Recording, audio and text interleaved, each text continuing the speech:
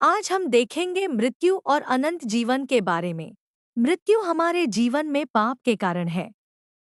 जब आदम ने पाप किया तब मृत्यु ने प्रवेश किया, जो कि शारीरिक मृत्यु है।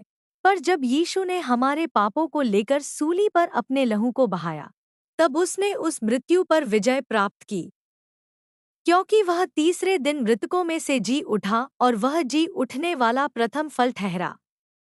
उसके जी उठने के कारण हम धर्मी ठहराए गए हैं। आइए हम देखते हैं रोमियो 4 अध्याय 25 वचन में। वह हमारे अपराधों के लिए पकड़वाया गया और हमारे धर्मी ठहरने के लिए जलाया भी गया।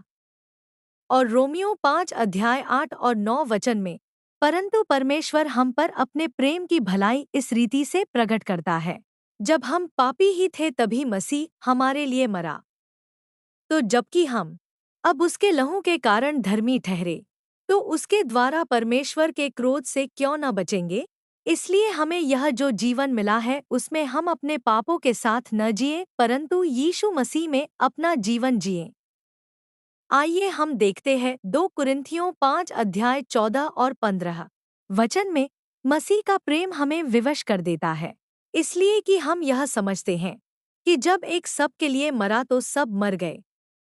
और वह इस निमित्त सब के लिए मरा, कि जो जीवित हैं वे आगे को अपने लिए न जिए, परंतु उसके लिए जो उनके लिए मरा और फिर जी उठा। जब हम यीशु मसीह पर विश्वास रखकर उसके साथ पवित्र आत्मा में अपना जीवन जीते हैं, तो हम उस दूसरी मृत्यु से बच सकते हैं। पहली मृत्यु तो शारीरिक है, पर दूसरी मृत्यु आत्मिक है, क्योंकि सबको यीशु के सामने उनके कामों का बदला देना है। इसे हम देख सकते हैं 2 कुरिन्थियों 5 अध्याय 10 वचन में और प्रकाशित वाक्य 20 अध्याय 11 से 15 वचन में और प्रकाशित वाक्य 21 अध्याय 8 वचन में।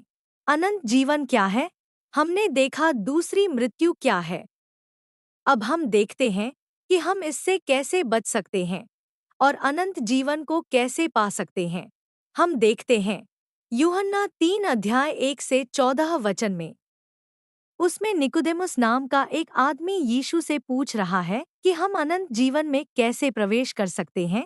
यीशु उसे बताते हैं, पर निकोदेमुस नहीं समझता और फिर यीशु उससे कहते हैं कि पृथ्वी की बातें तुम नहीं समझते तो स्वर्ग की बातें कैसे समझाओ। और यूहन्ना 3 अध्याय 16 वचन में, क्योंकि परमेश्वर ने जगत से ऐसा प्रेम रखा कि उसने अपना एकलौता पुत्र दे दिया, ताकि जो कोई उस पर विश्वास करे वह नाश न हो, परंतु अनंत जीवन पाए। तो आखिर ये अनंत जीवन है क्या, जिसे प्रभु हमें देना चाहते हैं, जिसकी हम उम्मीद करते हैं और जिसमें हम आशा लगाए हुए हैं? यह अनंत काल का जीवन वह जीवन है जो शुरू तो होता है पर जिसका अंत नहीं होता। यह तो खुशहाली का जीवन है जो प्रभु प्रकट करते हैं।